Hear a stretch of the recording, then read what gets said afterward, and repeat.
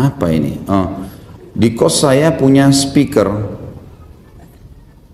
Juga ada banyak teman minjam speaker untuk memutar musik lewat speaker saya. Saya sudah menasihati teman-teman kalau musik dilarang dalam Islam. Tapi mereka cuma jawab iya dan menghiraukan nasihat saya. Pertanyaan saya, apakah saya termasuk mendapat dosa karena saya penyebab teman saya memutar musik di speaker saya? Jawabannya iya, jangan dipinjamin. Jangan dipinjamin, tidak boleh. Dia mau pinjam motor kita, dia mau zina, mau pacaran. Kemudian kita bilang, jangan ya, nggak boleh pakai pacaran. Iya, iya, tapi kita sudah tahu dia mau pacaran. Terus kita pinjamkan, punya andil nggak? Punya andil. Kenapa pinjamin? Maaf, saya nggak pinjamin kalau untuk maksiat, saya nggak mau tanggung dosanya. Kamu pelit, terserah, mau bilang apa. Nah, ini haram, dosa dalam agama, saya nggak mau dapat dosa. Jawab apa adanya ya. Saya sudah pernah ajarkan kaidah, ucapkan fi sarahatin raha. Di setiap keterus terangan ada ketenangan jiwa. Terus terang saja. Maaf, saya nggak bisa karena ini. Kenapa kamu nggak datang semalam di acara saya? Maaf, saya nggak datang karena ada musik. Banyak orang lawan jenis terbuka auratnya. Saya takut saya berdosa. Jadi maaf, saya nggak datang. Apa adanya, sampaikan. Supaya jelas kenapa kita nggak datang. Kalau tidak orang bisa sangka buruk nanti. Jika kita sombong lah dan seterusnya ya. Setiap hari tempat kerja saya mendengarkan musik. Dari peraturan tempat kerja saya memang diharuskan untuk menyetel musik. Kadang saya berpikir untuk resign dari tempat kerja saya sekarang. Apa yang harus saya lakukan Pak Ustaz? Sedangkan di tempat kerja saya bisa sholat 5 waktu di masjid. Itu pun jam keluar untuk sholat dipotong gaji tiap bulannya. Dan peraturan kerja pun dilarang pakai headset untuk mengakalinya. Gitu. Allah kalau tanya saya pribadi, saya bilang berhenti. Kalau saya pribadi, bagaimana caranya? Di perusahaan apa dimaksa orang dengar musik? Gimana caranya orang dipaksa untuk dengar? Kalau dia putar dia sendiri atau apalah, mungkin itu lain. Tapi kalau enggak, kecuali kalau antum kerja di diskotik, antum kerja, memang dasarnya tempat musik. Tapi kalau kerja umumnya, kemudian dia haruskan, ini satu hal yang harusnya tidak boleh ya. Jangan dipaksain, coba bicara dulu. Maaf ya, saya muslim dan saya tahu ini tidak boleh. Saya sudah pengajian, saya tahu ini musik nggak boleh. Dan saya tidak mau mengganggu iman saya. Saya mau tetap bekerja, tapi tolong izinkan saya untuk tidak dengar ini. Oh nggak bisa peraturan gini-gini ya, sudah keluar. Tawakal Allah, cari tempat kerja lain. Gitu kan? Saya sudah berapa kali bahasakan, jangan lemah teman-teman sekalian. Harus lebih kuat keyakinan kita kepada Allah daripada kebutuhan dunia. Allah yang mengalirkan darah di urat saraf kita, kemudian kita ketakutan, gimana caranya? Kita lebih takut kepada pimpinan daripada Allah Azza wa Jalla. Ini pemahaman yang salah ini. Gimana hukumnya seorang atasan yang melakukan penilaian terhadap bawahannya dan harus menyampaikan baik buruk kinerja karyawan tersebut? Saya sudah bilang, kalau bertanggung jawab, boleh. Dia bertanggung jawab. Saya ditunjuk kepala divisi tertentu. Kemudian saya harus supervisi urusan kerja. Saya dapatlah ada orang yang memang tugas saya harus mencari. Kalau dia salah diingatkan, saya lapor ke atasan saya. Tugas itu nggak apa-apa. Yang dimaksudnya tidak boleh mengorek-ngorek, sengaja mencari tahu, itu yang tidak boleh. Gitu kan? Jadi itu nggak ada masalah kalau ini. Tapi ini juga harus difahamin ya. Ada satu, waktu saya lagi nyusun salah satu makalah dulu S2, karena saya ambil di manajemen pendidikan, saya temukan disuruh tulis sebuah makalah, pas saya yang kena, subhanallah. Giliran judul itu manajemen konflik. Saya pertama bingung, apa ini manajemen konflik nih? Kemudian saya cari, baca buku-buku, beberapa literatur dari Amerika lah, atau literatur dari Indonesia lah, segala macam saya kumpulin. Saya temukan dari Timur Tengah juga ada mungkin 1-2 buku. Saya temukan ternyata memang ini seperti sistem baru lah waktu itu ya. Mungkin sekitar tahun 99 sampai 2001 waktu itu. Saya tidak tahu sekarang mungkin sudah tidak dipakai, tapi memang ada sistem baru di perusahaan-perusahaan di Amerika waktu itu, mereka pakai manajemen konflik. Apa itu? Beberapa pimpinan perusahaan, dia menganggap kalau perusahaannya tidak ada konflik, tidak ada masalah, berarti tidak sehat. Maka dia sengaja cari konflik. Dia sengaja pegawai ini disuruh mata-matain yang itu, yang ini disuruh mata-matain yang sana. Atau kadang-kadang dia sengaja taruh dompetnya untuk mengetes pegawainya. Nah ini namanya konflik. Ini sebenarnya sendiri di ilmu manajemen itu ditolak sebenarnya. Sebagian kecil orang setuju, yang lainnya banyak orang tidak setuju. Kebetulan saya susun makalahnya. Semua dari mana idenya, siapa yang membuat ide ini, bagaimana berapa perusahaan mana saja yang jadi contoh yang sudah pernah menerapkan, apa sebab-sebabnya diterapkan, segala macam lah gitu kan. Maka saya temukan ternyata ini konflik ya. Kalau yang dimaksud penanya di sini, kalau ada orang dia menggunakan manajemen konflik untuk mencari keburukan pegawainya, ini nggak boleh dalam Islam, nggak boleh. Tapi kalau memang dasarnya dia bertugas, dia harus tahu, dia tugasin pegawai, maka dia pasang CCTV untuk mengawasi pegawainya. Benar nggak? Ada pencurian nggak? Itu haknya dia, karena dia tugas atau dia pemilik modal. Itu tidak ada masalah. Apabila kita melihat atau mendengar sesuatu yang tidak baik, maksiat, dengan kita berwudu, apakah secara otomatis dosa tersebut terhapus? Tentu saja mendengar tadi, kalau menguping yang seperti yang kita bahas, dosa besar. Nggak cukup dengan wudu. Ya. Sengaja mendengar omongan orang, itu adalah dosa besar. Sebagaimana tadi kita sudah sebutkan, kalau dosa besar harus taubat nasuha. Yang gugur dengan wudu, ya, gugur dengan langkah ke masjid, gugur dengan ibadah-ibadah umumnya adalah dosa-dosa kecil. Makanya Imam Nawawi mengatakan dosa besar diampuni kalau memenuhi syaratnya, meninggalkan dosa itu seketika, menyesali dan janji sama Allah tidak mengulanginya. Saya ini seorang desainer pakaian dan untuk memberikan gambaran akan pakaian yang ingin saya buat, saya sering menggambarkan pakaian tersebut beserta dengan bentuk tubuh manusia juga. Apakah diperbolehkan Ustaz? Dan jika tidak, apa saran Ustaz terhadap hal tersebut? Karena saya pernah lihat di buku panduan sholat ada gambar contoh manusia. Tentu ulama mengatakan kalau wajahnya dihilangkan seperti patung, tapi nggak ada wajahnya, nggak ada mata, nggak ada hidung, gitu kan? Polos saja wajahnya. Ini ulama mengatakan bukan manusia.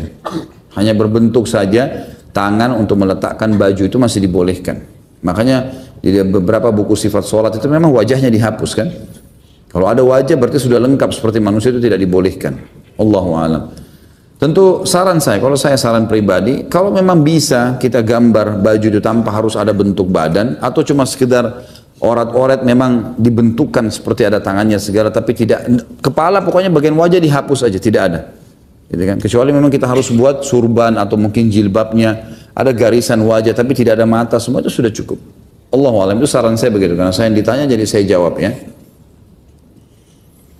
Beberapa ada hadis yang mengatakan boleh membuka aib seseorang di 5 tempat. Contoh saat seseorang menceritakan aib orang lain untuk mengingatkan saudaranya. Misalkan menikah dengan seorang pemabuk penjahat. Hadis tersebut Anda dapat oleh ustadz lain. Allahu alam. Saya tidak tahu kalau 5 tempat. Saya sudah sebutkan tadi kan di awal pertemuan.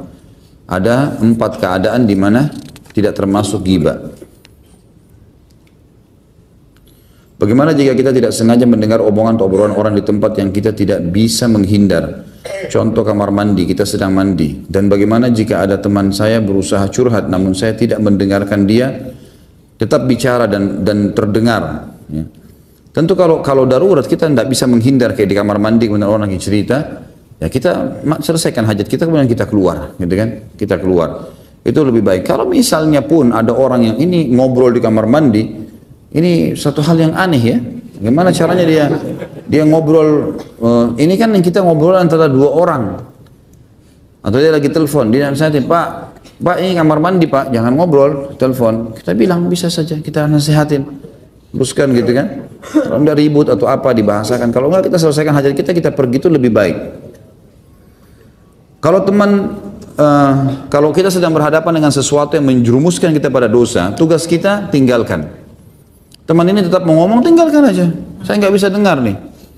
Masa dia mau kejar terus baju kita, kamu harus dengar nggak? Saya nggak bisa dengar. Cari orang lain deh. Saya nggak bisa dengar kesalahan ini. Jadi jangan bilang ini saya nggak bisa, dia tetap ngomongnya, tinggalkan. Saya nggak bisa, tinggalkan, berdiri, gitu kan.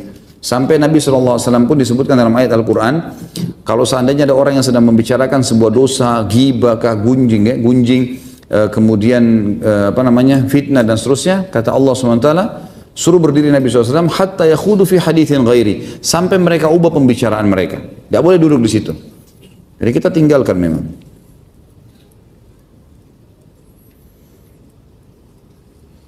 Bagaimana patung untuk mempelajari anatomi manusia? Kalau saya sudah bilang tadi, kalau patung itu dihilangkan wajah, tidak berbentuk manusia, mungkin memang ada dadahnya tapi urat-uratnya sekian, kedokteran, ilmu pengetahuan itu lain. Dan pokoknya usahakan ditinggalkan yang sempurna. Dan kalau kita misalnya guru SD, kita harus memperlihatkan misalnya gambar burung apa gitu ya, kan pakai foto lah, sekarang sudah ada foto kan, ini fotonya, ini hewannya, ini hewannya, jadi tidak usah lukisan. Makin kita hindari lukisan makin bagus, karena kalau foto masih ada ulama yang membolehkan. Tapi kalau itu memang harus dipakai karena pendidikan di ilmu kedokteran, anatomi tubuh manusia, maka biasanya kan ada yang dicopot-copot ya, ditempelin bagian dadanya, di bagian wajahnya ada sebagian dibuka, maka uratnya di bagian dalam seperti ini. Maka itu untuk belajar. Mungkin cara yang terbaik kalau yang kita mau supaya menghindari ancaman tadi dalam hadis adalah bagaimana yang tidak lagi dipakai itu dicabut gitu. Misal bagian wajah dicabut saja, kemudian yang sedang dipelajari bagian dada, bagian perut, nah itu seperti itulah. Allah alam, itu cara solusi yang terdekat. Karena kalau utuh maka tetap masuk dalam larangan. Bagaimana jika anak yang mendengarkan pembicaraan orang tua sedangkan si anak tidak tahu apa pembicaraan itu bersifat rahasia, sedangkan orang tua boleh mendengar pembicaraan anak? Tentu saja kita bisa, rahasia itu ketahuan kok. Ya, kita tahu rahasia itu biasanya orang sembunyi, memojok, orang dalam kamar. Itu memang orang. Kalau orang umum, orang ngomong dia pasti ngomong di depan umum. Jadi kalau kita tahu orang tua kita mendengar membicarakan sesuatu, kan kita bisa tahu kok. Misal kita tahu bicara orang tua kita lagi bertengkar misalnya, kemudian dia lagi bicara, ibu kita lagi bicara sama ayah. Kita tahu itu adalah masalah. Udah kita menghindar lah ke teras rumah, tidak usah didengar, gitu kan? Tidak usah nguping, karena tidak ada urusan sama kita. Kalau orang tua mendengarkan pembicaraan anak, dia berkewajiban, dia tanggung jawab. Saya bilang tadi, kalau orang punya tanggung jawab, dia boleh, dia punya hak, gitu kan? Karena dia harus tahu anaknya, dia tanggung jawab di hadapan Allah Subhanahu wa Ta'ala. Masya Allah, panjang sekali nih.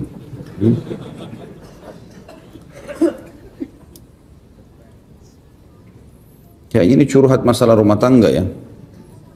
Baiklah, yang pertama saya tidak mungkin baca ini di sini. Ini seorang ibu bertanya, karena kalau masalah aib jangan diceritakan dah, gitu kan? Jangan diceritakan.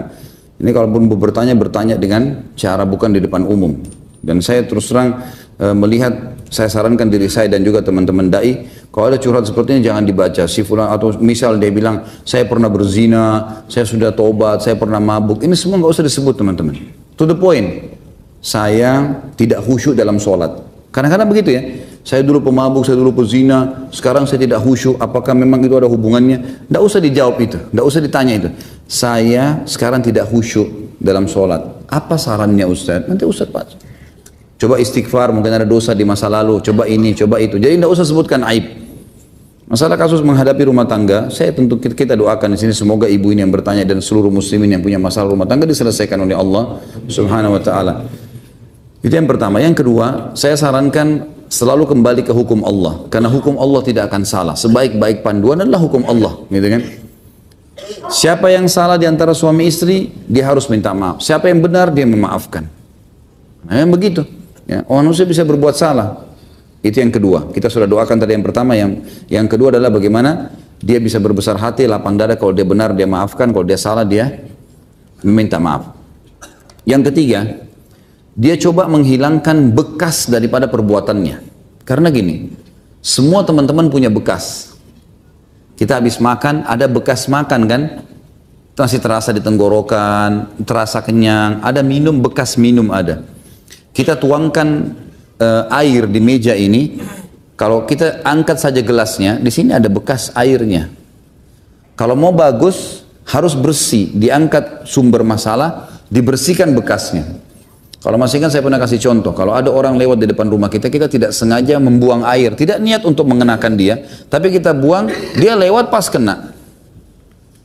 Ada dua cara, pertama kita cuma minta maaf, selesai, itu nggak cukup. Kita minta maaf, ingat ada bekas di bajunya, bahasakan ke dia, saya keringkan bajunya ya, biar saya gantiin baju lain. Kalau dia sudah bilang, udah nggak apa-apa, ini saya sudah maafkan, dia sendiri sudah mau mengambil alih bekasnya, oke, aman. Tapi harus hilangkan bekasnya. Bekas ini kalau berhubungan dengan kesalahan harus dihilangkan teman-teman. Kalau berhubungan dengan ibadah, biarkan. Misal, bekas daripada majelis ilmu, ada terasa keimanan, biarkan, pertahankan. Bekas pergi haji, bekas pergi jihad, merasa lebih dekat dengan surga, merasa dekat dengan itu, biarkan, tidak apa-apa. Kalau berhubungan sama ibadah, biarkan bekasnya. Tapi kalau berhubungan dengan maksiat, hapus semuanya. Semua situasi, kondisi, teman-teman, fasilitas yang berhubungan dengan dosa, hapus sama bekas-bekasnya semua. Jangan lagi simpan foto-foto, jangan lagi simpan ini, jangan lagi sengaja lewat di tempat, dulu saya pernah di sini nih. Nah, kalau bisa jalan-jalan lain, nggak usah ke situ. Memang begitu. Kalau antum hilangkan bekasnya, maka akan aman. Baik, saya masuk di masalah suami istri, karena ini pertanyaan suami istri. Kalau seandainya kita pernah membuat suami atau istri kita sakit hati, kita harus tahu teman-teman, tidak cukup dengan minta maaf. Ada bekas dalam hatinya orang. Mungkin kita pernah buat salah, kita pernah menyakiti hatinya, bekasnya harus dihilangkan. Nggak bisa enggak. Jadi kita minta maaf ya, baik. Kira-kira apa yang masih mengganjal di hati kamu? Oh, saya masih merasa begini-begini, waktu itu kamu ucapkan kalimat ini, baiklah. Kalimat itu satu persatu. Saya minta maaf ya, saya janji tidak ulangin kalimat itu. Ada lagi yang lain, 1, 2, 3, 4, 5, sampai clear. Nanti kalau clear ini, itu syaitan tidak bisa tunggangin untuk mengulangi masalah yang sama. Jadi bekasnya hilangkan. Sehingga nggak ada lagi, gitu loh. Jadi tidak cukup minta maaf ya. Jangan kita, saya kan sudah minta maaf. Ya sudah, kalau nggak mau maafin terserah. Ini sama saja. Ya. Artinya dia memperkeruh permasalahan, sudah salah terus merasa seakan-akan dia benar. Nggak bisa. Ya, salah harus kita mengalami, apa boleh buat, gitu kan? Harus kita tahu masalahnya. Jadi hilangkan bekasnya, gitu kan? Ini penting sekali dalam masalah rumah tangga begini. Baik. Kemudian dalam masalah rumah tangga teman-teman sekalian, jangan libatkan orang ketiga kecuali ulama. Ini sudah pernah saya titik beratkan. Khusus dalam masalah-masalah kita yang kita sedang hadapin, kalau umum ya, global kegiatan kita di kantor segala, kembalikan pada ahlinya. Kita punya masalah di administrasi. Baik, cari orang ahli administrasi yang bisa membantu kita memecahkan kasus itu. Jangan tambah OB misalnya. OB sudah cukup. Yang kita butuh ini akuntan. Panggil akuntan untuk kerja, gitu loh. Maka tepat pada tempatnya kan, seperti itulah. Dalam rumah tangga begitu teman-teman. Seorang dai, seorang ustadz telepon tanya, ya beritain saya begini, tolong apa jalan-jalan keluar agama, begitulah. Gitu. Jangan libatkan orang tua, jangan libatkan apalagi teman-teman. Ada orang semua temannya satu kantor, semuanya tahu masalahnya, tetangganya semua tahu masalahnya. Saya mau cerita ya masalah saya, tapi jangan cerita orang ya. Bisa hari ini, besok cerita sama fulan. Saya mau cerita sama kamu, jangan cerita orangnya. Semua orang digituin. Orang pas dia lewat, oh si fulan, masalahnya semua orang tahu. Ini teman-teman sekarang salah ini. Dan dia akan bingung sendiri karena setiap orang akan berikan ide seperti cerita yang ditangkap. Saya kalau cerita tentang masalah A misalnya, saya yakin di sini teman-teman, antum semua yang hadir ini, yang masya Allah jumlahnya sebanyak ini, itu pasti punya ide berbeda-beda. Kalau saya tanya pendapat, si fulan bilang begini, si fulan bilang begini, si fulan bilang begini, susah untuk menyatukan itu. Maka ini bahayanya kalau kita curhatnya pada orang yang bukan ahlinya. Mereka akan kasih kita bukan jalan keluar. Kalau kita kembali ke agama, Allah akan kita akan dipandu oleh para dai dan para ulama ini ke jalan Allah Subhanahu wa taala, maka itu solusi terbaik. Itu solusi terbaik. Saya pernah kasih contoh kan, ada orang subhanallah cerai akhirnya gara-gara si perempuan ini setiap ada masalah sama suaminya, telepon ibunya, telepon ayahnya. Dan dia pada saat sudah baikan sama suaminya, dia nggak cerita ke orang tuanya. Jadi orang tuanya cuma tahu buruknya terus. Satu waktu dia pulang ke salah satu kota di Jawa Timur, balik, subhanallah pas dia balik saya tahu kebetulan kasusnya. Akhirnya oleh orang tuanya ditahan, nggak bisa pulang lagi. Kenapa? Karena dia cerita, sudah tiba suami saya begini, suami saya begitu, segala macam diceritain. Baiklah. Akhirnya orang tua ayah yang bilang, kau sekarang nggak boleh kembali lagi sama laki-laki itu. Dia serba salah. Dia sebenarnya tadi cuma mau minta dukungan supaya suaminya dinasihatin oleh ayahnya. Tapi karena ini sudah menumpuk, selalu diceritakan, akhirnya ayahnya bilang nggak bisa, kamu harus cerai gini. Keluarga turun tangan semua. Akhirnya sudah sampai pada perceraian. Baru nyesel pada saat itu. Ini banyak sekali menjadi sumber permasalahan. Jadi jangan curhat ke sembarangan orang, teman-teman sekalian. Makin kita tutup masalah kita itu makin bagus. Allah maha melihat kok. Kalau kita benar tadi saya bilang, memaafkan, kalau kita salah, kita minta maaf. Allahu alam. Mungkin begitu saya bisa kasih jalan keluar. Lebih daripada ini tentu saya tidak tahu karena saya tidak mengetahui masalah yang sedang dihadapin. Tetap kita doakan semoga Allah menyelesaikan masalah ini. Bagaimana sikap kita apabila ada saudara saya yang bertanya tentang sifat si fulan kebetulan saudara saya ada hajat atau bisnis dengan fulan, dan si fulan adalah teman saya, dan saya harus menceritakan jujur termasuk rahasia atau sifat buruk si fulan.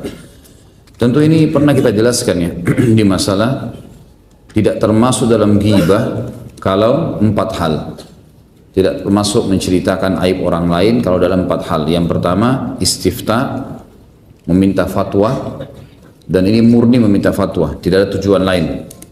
Seperti misal suami istri bertengkar, kemudian si suami mengatakan istri saya tidak pakai jilbab, istri saya selingkuh, atau suami saya tidak sholat. Ini aib, tapi dia ingin mencari fatwa. Apakah saya bisa pertahankan rumah tangga saya? Kalau dia niatnya innamal a'malu binniyat, niatnya bukan untuk menjatuhkan pasangannya tapi mencari solusi agama, tidak masuk ghibah. Yang kedua istinsah. Istinsah ini sama dengan ini pertanyaannya tadi. Kalau ada orang yang mau ngajak bisnis, ada orang yang mau menikah dengan saudaranya, anaknya, maka dia tidak tahu, dia boleh tanyakan kepada orang yang mengenal, dan orang mengenal boleh menyampaikan yang dia tahu berhubungan dengan pertanyaannya saja. Jangan kemana-mana ini. Kalau misal orang ini mau menikah dengan anak saya tidak kenal, lalu kemudian saya tanya kepada si A datang melamar, saya tanya kepada si B. Si B saya terkenal, hai si B, kamu kenal nggak si A? Iya saya kenal. Bagaimana menurut kamu? Orangnya tidak sholat, misal. Orangnya tidak jujur, yang saya tahu begitu saja. Dan memang dia niat murni menasihatin saya supaya jangan sampai saya ketipu gitu. Tapi kalau dia sengaja tunggangi, malah justru kesempatan untuk menyebutkan kesalahan orang, ini malah dia berdosa. Jadi masuk dalam pertanyaan ini adalah poin kedua ini. Istinsah, minta nasihat. Jadi boleh kita sebutkan yang dibutuhkan saja, yang kita tahu, dan kita pastikan memang tentang kebenaran informasi itu. Yang ketiga istirsyad, memberikan petunjuk. Kalau tadi memberikan nasihat, kalau sekarang memberikan petunjuk, beda sedikit contohnya. Kalau seandainya saya janjian sama orang, saya pernah kasih contoh yang di masjid, kemudian saya tidak kenal orangnya siapa, saya tanya marbut masjid, mana si fulan? Oh di depan sana di saf pertama. Kemudian saya lihat ke sana orang banyak, yang mana? Dia bilang yang pakai baju hitam, yang badannya gemuk, yang kepalanya botak. Dia sebutkan, tapi niatnya dia untuk memberikan petunjuk. Kalau tidak saya nggak tahu gitu. Ini juga innamal a'malu binniyat. Niatnya dia apa? Kalau sekalian dia tunggangi itu yang botak tuh sana gitu. Itu berarti dia tanggung gitu kan. Kemudian yang terakhir al-kuna wal alqab atau julukan ya. Kalau melekat padanya dan dia tidak tersinggung untuk itu, seperti pernah saya kasih contoh, ada 2 orang Ahmad mengundang makan di masjid habis Isya. Lalu salah satunya datang kepada marwah masjid mengatakan, tolong iklanin semua jamaah masjid saya undang makan habis Isya. Pak Ahmad undang makan malam. Orang nanya, Pak Ahmad siapa? Ada 2 Ahmad di masjid, yang satu penjual kambing, satu penjual mobil. Oh Ahmad kambing yang undang misalnya. Tapi si Ahmad penjual kambing ini memang dia tidak merasa terganggu dengan istilah itu, julukan itu. Dia menganggap malah promosi buat dia. Ya sudah. Itu namanya julukan yang dibolehkan. Bagaimana hukumnya petugas intelijen yang menguping untuk mencari informasi demi keamanan negara? Saya kan sudah bilang tadi, kalau berhubungan dengan tugas pemerintah lain, keamanan nasional itu lain, tugas pemerintah. Nabi SAW sering kali mengutus pasukan-pasukan yang mengintai musuh untuk menjaga keamanan Madinah, gitu kan? Ada yang bertugas jaga keamanan malam hari, keliling-keliling mencari tahu, memang begitu, tidak masalah, gitu kan? Atau dia sendiri memang bertanggung jawab dengan itu. Dia bertanggung jawab, misal kita bertanggung jawab tentang orang-orang yang masuk di penjara misalnya. Kemudian memang kita harus dengar dia ngomong apa dalam penjara ini. Karena jangan sampai dia buat konspirasi di luar tugasnya, maka itu tidak ada masalah kalau tugas dia. Ya. Bagaimana aku mengambil figur dengan digital atau foto? Kalau foto khilaf di antara ulama tentang masalah bolehnya. Gitu kan? Tentu yang saya simpulkan adalah kalau dari umumnya pendapat ulama semua boleh, gitu kan. Tetapi di sini ada kaidahnya. Tidak boleh tentunya foto sesuatu yang memperlihatkan aurat misalnya. Ya, perempuan dengan dada terbuka dengan apalah sengaja untuk mengular syahwat, ini nggak boleh, haram dalam agama. Gitu kan. Kemudian juga foto-foto yang menyebar aib orang lain. Misal memang sengaja dia main foto sembarangan orang, kemudian dia sengaja menghebohkan di dunia maya ini supaya ada sesuatu yang dia dapatkan dan seterusnya, ini semua adalah perbuatan-perbuatan haram. Tapi kalau foto ijazah, foto paspor, ya, sampai pada tingkat mungkin orang foto sama teman-temannya tapi dia simpan untuk dia saja, tidak ada sesuatu. Saya sama teman saya seorang ustadz foto kemudian saya simpan di HP saya karena saya pernah ketemu misalnya di mana gitu, ada sesuatu. Atau suami istri dia simpan hanya untuk dia saja, tidak ada satu panggilan agama itu, maka itu tidak ada masalah insya Allah. Dan ini tidak masuk dalam larangan yang tadi yang kita bahas itu, ya.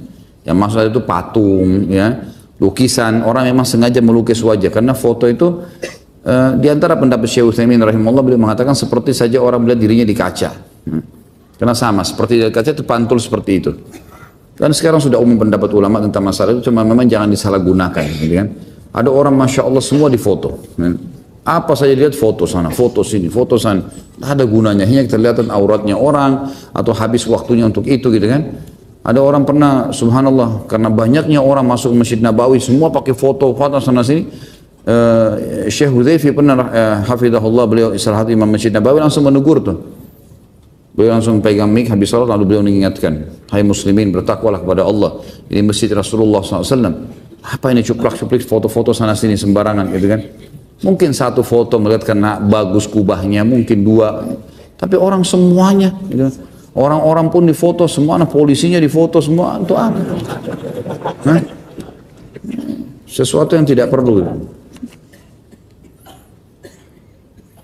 Bagaimana caranya menjaga pandangan di saat zaman seperti ini? Pergi ke kantor aja udah apa ini? Berhamburan wanita pakai rok pendek. Jangan dilihat. Bagaimana caranya? Jangan dilihat. Bisa kalau mau. Sekarang ada orang sekian banyak yang lewat. Kita lagi sibuk, apalagi kalau lagi naik motor, macet. Sibukkan diri dengan itu. Putar ceramah di mobil. Kalau di motor dengarkan ceramah di headset. Sibukkan diri dengan tilawah. Insya Allah itu akan mengontrol kita, kan. Kalau iman dasarnya dia pakai motor sambil lihat, ya memang itu dia salah sendiri. Kenapa dia iseng melihat? Jadi bisa, kalau mau bisa, insya Allah. Dan subhanallah, laki-laki yang begini lebih dihormati. Ya. Ada satu kejadian saya diceritakan oleh seorang dai di Amerika, itu terjadi di lift di satu kantor. Ada satu perempuan naik sampai masuk Islam, orang itu Katolik dan akhirnya syahadat dan menikah sama laki-laki Muslim ini.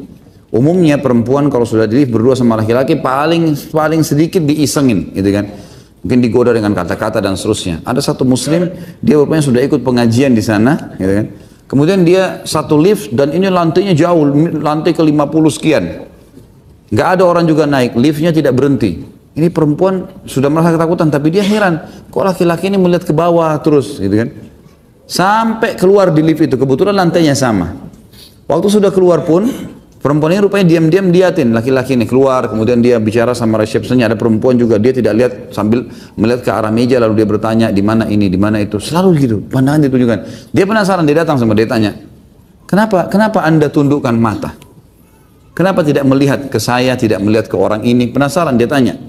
Dia bilang, saya muslim, agama saya melarang melihat yang bukan mahram, dan itu untuk menjaga hati saya.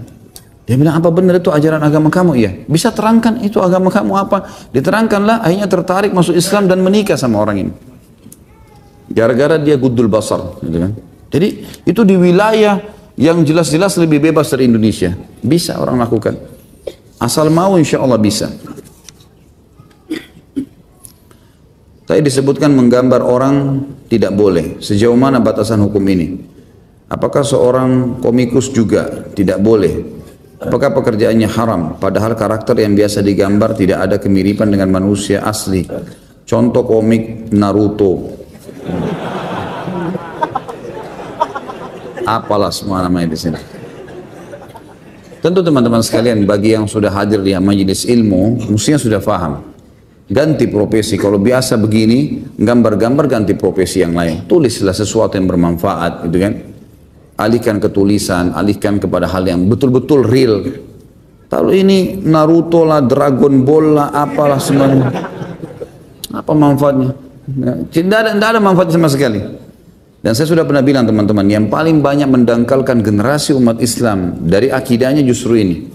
Cerita bohong, Spiderman, Batman, apalah. Nggak ada tokohnya. Nggak ada tokohnya, justru itu fiktif, dusta. Akhirnya anak-anak kita tumbuh dengan berpikir memang ada. Batman itu kan buruk sebenarnya. Tapi dianggap dia jadi tokoh, dianggaplah ini, dianggaplah itu. Untuk apa? Nggak ada gunanya sama sekali. Akhirnya kalau kita ceritain anak-anak kita tentang Abu Bakar, tentang Umar, pertanyaan pertama, sama Spiderman enggak? Ada jaringnya enggak? Gitu. Aisyah itu seperti Cinderella, enggak ada tongkatnya bisa ngubah dan jadi ini semua tokoh fiktif untuk apa? Gitu kan? Untuk apa? Itu dulu. Jadi fiktif ini sudah tidak baik. Gitu. Ceritanya juga tidak perlu. Tulislah sesuatu yang bermanfaat teman-teman. Dan yang paling bermanfaat adalah tulis masalah Islam. Tulis masalah sahabat, kisah orang-orang soleh. Coba deh. Akan banyak sekali kok. Ada banyak sahabat Nabi, banyak kisah-kisah yang unik berhubungan dengan masalah itu. Itu yang pertama, yang saya tekankan dalam masalah ini. Kemudian yang kedua, memang kalau menggambar nggak bisa, walaupun tidak ada atau tidak ada tokoh aslinya. Ya. Orang sekarang tadi saya bilang orang gambarkan malaikat, nggak dilihat malaikat, tapi dia gambarkan laki-laki bersayap. Sama ulama bilang nggak boleh. Dia sudah membentuk kan. Jadi Allah alam yang saya tahu lebih baik dihindari, ya, dijauh ini semua.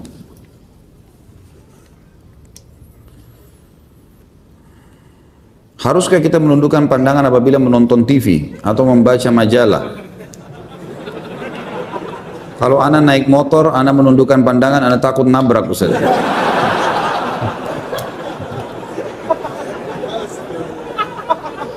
Ini nggak tahu, memang nggak paham bertanya atau iseng bertanya. Ya akhi, kalau lagi naik motor lihat jalanan, lihat setir, tabraklah. Saya juga naik motor gitu kan. Artinya menurunkan pandangan dari yang dilarang, kan gitu. Menurunkan pandangan, lihat lawan jenis, itu dinurunkan pandangan. Tapi kalau lihat jalanan, lihat pohon, lihat isyarat lampu merahnya, jangan turunkan pandangan. Apa hubungannya? Menundukkan pandangan dari yang diharamkan saja. Gitu kan? Kalau yang tidak diharamkan, makanan, minuman, kalau semua antum tunduk, minum pun tunduk, gimana caranya? Nggak mungkin. Makanya saya bilang, ini nggak ngerti benar-benar atau... Ada melihat majalah, ada gambar lawan jenis, langkahilah. Nggak perlu gitu. Sebagian ulama di Saudi misalnya, yang saya tahu dari mereka, itu kalau mereka melihat memang harus pun ada majalah, mereka lihat, kemudian ada sesuatu yang memang senonoh lah, tidak layak dilihat, maka mereka kalaupun itu ada di tempatnya, maka dihapus dengan spidol, mereka coret, atau memang mereka tidak perlu baca lembarannya, dilangkain selesai, gitu kan? Atau memang kalau tidak ada hajat, nggak usah dilihat sama sekali, lebih penting begitu. Bagaimana dengan nonton TV misalnya? Tergantung apa yang dilihat di sini. Ulama mengatakan ada hal-hal yang tidak termasuk dalam hal yang dilarang, seperti masalah majelis ilmu. Karena orang kalau ceramah dilihat, orang mau tahu orangnya, maksudnya dia ngomong apa, orang tahu. Di zaman Nabi SAW, Nabi SAW pernah membaiat para wanita, sahabiat, agar mereka tidak melakukan perbuatan-perbuatan zina dan seterusnya. Itu di hadapan Nabi SAW. Mereka duduk. Terjadi pada pembebasan kota Mekah, terjadi pada beberapa titik lah ya, beberapa kejadian. Maka Nabi SAW isi pengajian dan memang dilihat itu sesuatu yang terjadi gitu, umum. Di kancah peperangan, Nabi SAW seringkali membawa tidak pernah kurang dari 20-30 orang sahabiat di setiap peperangan. Dan ada satu orang wanita namanya kalau tidak salah Rufaidah. Rufaidah ini salah satu perawat dikenal sekali di Madinah. Jadi kalau ada laki-laki pun sakit dirawat oleh perempuan ini.